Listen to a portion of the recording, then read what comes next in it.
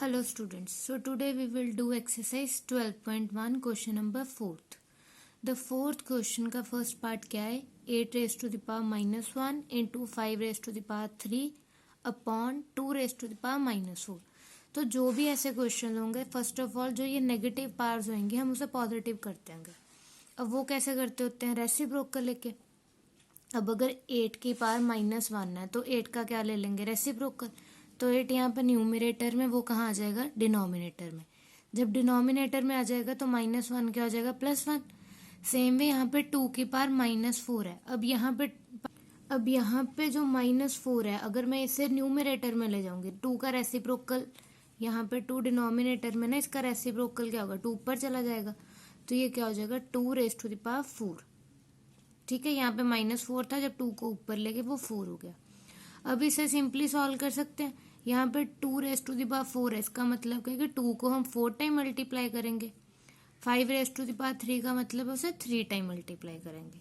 और अब यहाँ पे देखो 2 की 8 के साथ कटिंग कर सकते हैं 2 1 ज़ा 2 2 4 ज़ा 8 फर्दर 2 1 ज़ा 2 2 2 ज़ा 4 देन इस 2 की इस 2 के साथ कटिंग कर दी तो यहाँ पे डिनोमिनेटर में तो कुछ भी नहीं बचा सिंगल 1 बचा। तो जो न्यूमरेटर में नंबर होंगे वो हम मल्टीप्लाई कर देंगे। तो जब हम ये मल्टीप्लाई करेंगे देखो 2 5 ज़ा 10 और 5 5 ज़ा 25 तो 10 25 ज़ा क्या होता है 250। तो सिंपली ये मल्टीप्लाई करके हमारे पास आंसर आ जाएगा। Clear. Then the second question is अब यहाँ पे देखो इन तीनों बेस की पावर्स नेगेटिव दी हुई है। ठीक है -1 -1 -1। अब नेगेटिव पावर को पॉजिटिव करने के लिए क्या करते हैं बेस का रेसिप्रोकल तो 5 का हो जाएगा 1/5 2 का 1/2 एंड 6 का 1/6। पावर में 1 था इसलिए अगर किसी भी चीज़ की पावर 1/6 की पावर 1 भी लिखती हूँ तो उसका आंसर 1/6 ही आना।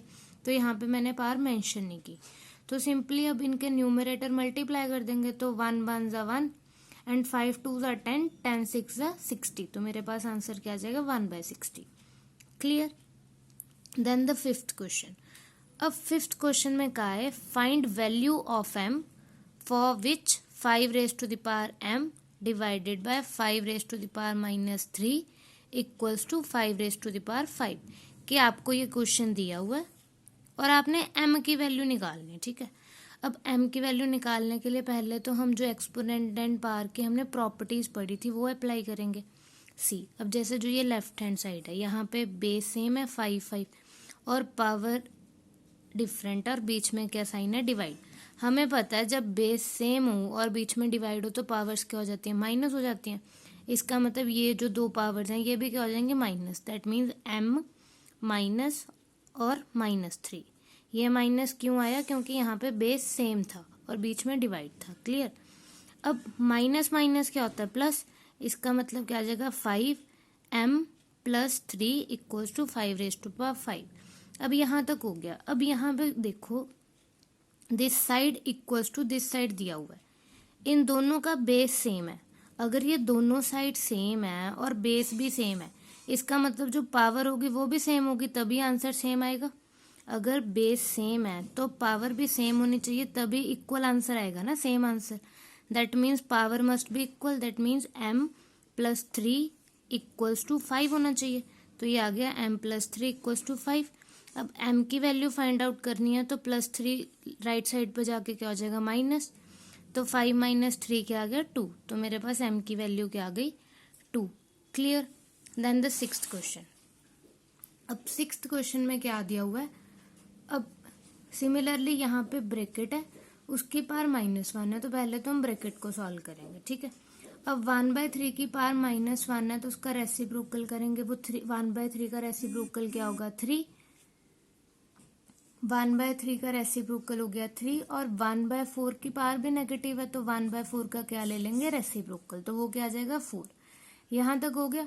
अब समथिंग पावर 1 तो वही आंसर आ जाता है ना। अगर इस नंबर को मैं 1 टाइम का मतलब क्या है 3 रेज़ टू पावर 1 का मतलब क्या है कि 3 को एक ही बार मल्टीप्लाई करना है तो 3 का सिंपली 3 आ जाएगा।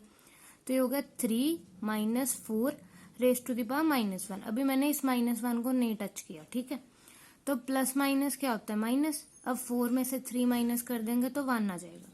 इन दोनों में से बड़ा नंबर कौन सा 4 उसके आगे साइन क्या माइनस तो 1 विल बी ऑफ नेगेटिव तो ये -1 आ गया। पावर में -1। अब इस पावर को पॉजिटिव करने के लिए क्या करेंगे, जो बेस है उसका रेसिप्रोकल, तो ये हो जाएगा 1/-1। अब 1/-1 लिखूं या मैं -1 लिखूं, one of the same thing ना, तो -1 क्या आ जाएगा answer. Clear. Then the second part, अब इसमें अगेन क्या दिया हुआ है, इसकी पावर भी नेगेटिव और इसकी पावर भी नेगेटिव है, तो पॉजिटिव बनाने के लिए क्या करना है, सिंपली बेस का रेसिप्रोकल। तो 5/8 का रेसिप्रोकल 8/5, तो पावर क्या होगी पॉजिटिव। 8/5 का रेसिप्रोकल 5/8 और फिर पावर क्या होगी पॉजिटिव। यहां तक हो गया।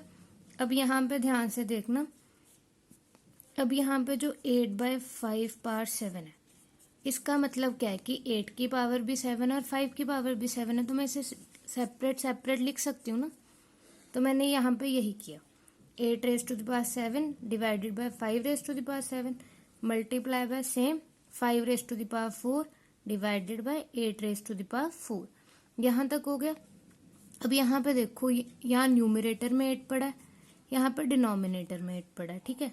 बीच में ये मल्टीप्लाई का साइन है, अगर प्लस या माइनस होता फिर हम नहीं कर सकते थे, बट यहाँ पे मल्टीप्लाई है। इसे मैं चाहूं तो मैं ऐसे लिख सकती हूँ 8 7, ये देखो ये पहले ऐसे लिख दिया, ठीक है। उसके बाद मैं क्या कर रही हूँ, इस 8 को इस 8 के साथ लिंकअप कर देते हैं। 8 7 × 5 4, 8 4 × 5 7। हम इन्हें आगे पीछे लिख सकते हैं ना, क्योंकि 2 × 3 और 3 × 2 सेम बात होती है ना। अब यहाँ पे देखो, ये बेस सेम है और बीच में क्या है डिवाइड, इसका मतलब जो पावर्स हैं वो क्या हो जाएंगे माइनस, तो क्या आ जाएगा 8 raised to the power 7 - 4, ठीक है। सेम वे यहाँ पे बेस सेम है और बीच में क्या है डिवाइड, तो इनकी पावर्स भी क्या होनी है माइनस, तो इस 4 को अगर मैं नीचे अगर लिखूं तो ये वो क्या आ जाएगा 7 - 4। माइनस क्यों आया, क्योंकि यहाँ पे बेस सेम था और बीच में क्या था डिवाइड। क्लियर। अब 7 - 4 क्या होता है 3, तो 8 की पावर भी 3 आ गई और 5 की पावर भी 3 आ गई। अब पावर का मीनिंग क्या है कि 8 कितनी बार मल्टीप्लाई होगा 3 टाइम्स, सेम वे 5 कितनी बार मल्टीप्लाई होगा 3 टाइम्स। तो जब इसे सॉल्व करोगे तो answer will be 512 divided by 125। Clear. Thank you.